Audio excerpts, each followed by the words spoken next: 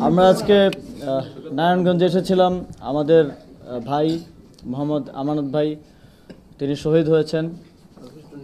9 দিন ধরে তাকে শনাক্ত করা যায়নি, আজ শনাক্ত করা গিয়েছে এবং তার আত্মার মাগফিরাত কামনা করতে এবং জানাজায় অংশগ্রহণ করার জন্য। আমাদের এই আন্দোলনে সারা দেশে সহস্র শহীদ এবং প্রায় 20,000 আহত, অনেকের অঙ্গহানি হয়েছে, অনেকে সারা জীবনের জন্য অন্ধ হয়ে গেছেন। এই ত্যাগ, এই তিতিক্ষার বদলে আমরা একটি নতুন বাংলাদেশ পেয়েছি। আমানত ভাই বাংলাদেশকে আমাদের হাতে আমানত রেখে গেছেন। তিনি তার জীবন দিয়ে আমাদেরকে দায়িত্ব দিয়ে গেছেন এই বাংলাদেশকে নতুনভাবে সাজানোর, জন আকাঙ্ক্ষা অনুযায়ী গড়ে তোলার।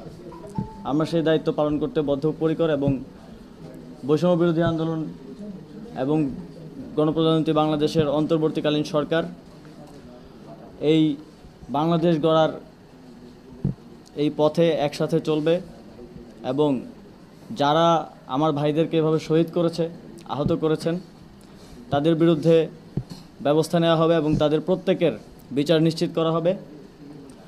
যেই হুকুমের আসামিরা এই হত্যাকাণ্ড ঘটিয়েছে তাদের অনেকেই গ্রেফতার হচ্ছে, আপনারা দেখেছেন। আরও অনেককে আইনশৃঙ্খলা রক্ষাকারী বাহিনী খুঁজছে, দ্রুতই তাদেরকে গ্রেফতার করা হবে। এবং আমরা দেখতে পাচ্ছি পার্শ্ববর্তী দেশ ভারতে বসে বসে ফ্যাসিবাদী সরকারের যে প্রধান, এই হত্যাকাণ্ডের মূল হোতা শেখ হাসিনা, সেখান থেকে উস্কানিমূলক বক্তব্য দিচ্ছে। আজকে বাংলাদেশে একটি উস্কানিমূলক পরিবেশ সৃষ্টির চেষ্টা করা হয়েছিল, কিন্তু জনগণ স্বতঃস্ফূর্তভাবে তা রুখে দিয়েছে। সেখানে আইনশৃঙ্খলা বাহিনীরও প্রয়োজন পড়েনি। আমরা স্পষ্টভাবে বলতে চাই, দেশকে অস্থিতিশীল করার যে কোনো চেষ্টা যদি পরাজিত শক্তি করে, বাংলাদেশের জনগণই তা রুখে দিবে। বাংলাদেশের জনগণ যে স্বাধীনতা অর্জন করেছে সেটি রক্ষা করার দায়িত্ব তারাই নেবে। আবারও মোহাম্মদ আমানত ভাইকে স্মরণ করতে চাই। এই শহীদদের বিনিময়ে, তাদের জীবনের বিনিময়ে এই বাংলাদেশ আমরা পেয়েছি। বাংলাদেশের প্রত্যেকটি নাগরিকের দায়িত্ব এই শহীদদের সম্মান রক্ষা করা এবং বাংলাদেশকে গড়ে তোলায় কাঁধে কাঁধ মিলিয়ে এগিয়ে চলা। আপনারা দেখতে পেয়েছেন পুলিশ ইতিমধ্যে তাদের দায়িত্বে আসা শুরু করেছে এবং প্রত্যেকটি জায়গায় তারা দায়িত্ব নিচ্ছেন এবং আইনশৃঙ্খলা রক্ষায় এগিয়ে আসছেন এবং যারা গত হত্যাকাণ্ডের জন্য দায়ী তাদেরকে গ্রেফতার কার্যক্রম চলমান আছে।